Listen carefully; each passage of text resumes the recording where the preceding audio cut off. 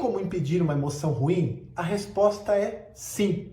Mas a gente precisa entender o processo para que isso aconteça. E tudo começa nos pensamentos. E os pensamentos, eles não pedem licença para entrar. Eles entram, eles invadem a nossa mente. E aí, se a gente não tiver cuidado, eles podem nos machucar, eles podem nos causar danos. Quando eu fazia terapia, a minha terapeuta, ela me dizia assim: Henrique, isso que você está sentindo é porque você deixou que um pensamento crescesse ali dentro da sua cabeça. E aí ela dizia um ditado que é muito, muito sábio.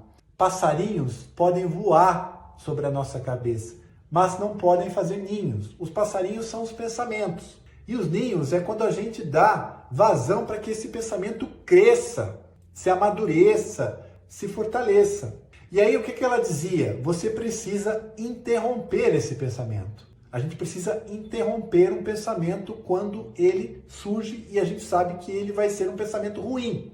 Só que a gente tem que entender um pouco o processo. Por que a gente precisa fazer isso, gente? Porque quando a gente tem um pensamento, se esse pensamento ele cresce na nossa cabeça, a gente vai começar a sentir. A gente vai começar a sentir emoções. E as emoções vão produzir energia à nossa volta. E essa energia cria realidades. Esse é o processo. Pensar, sentir, energia, realidade. É assim que funciona. E aqui, eu já trouxe um exemplo aqui para vocês, eu vou recuperar isso aqui porque é pertinente ao contexto. Houve um momento na minha vida em que eu estava dando vazão a pensamentos de violência. Eu pensava o dia todo só em violência e acabava lendo sobre violência, assistindo sobre violência, tendo pesadelos de violência. E não é que depois de um tempo essa realidade aconteceu na minha vida? E aí isso vem para confirmar essa teoria do pensar, do sentir, da energia e da realidade. Então, dá para a gente evitar uma emoção ruim? Dá. Mas a gente precisa ser agressivo na interrupção desse pensamento. Então, você está pensando, você sabe que aquele pensamento é um pensamento ruim. Por quê? Porque às vezes você começa a suar, se é um pensamento relacionado à ansiedade.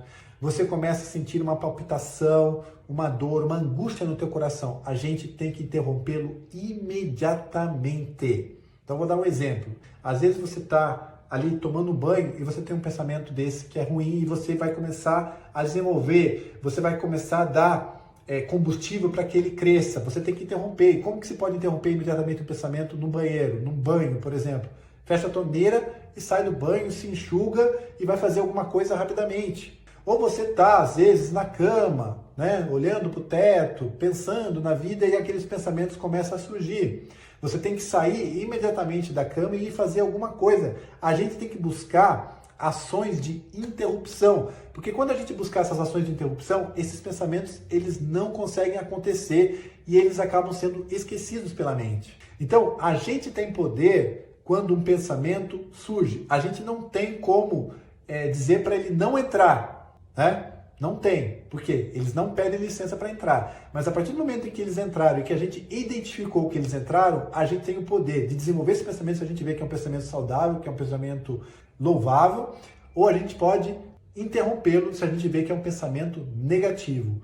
Todo esse poder está nas nossas mãos. Portanto, a gente pode sim evitar muitas emoções ruins.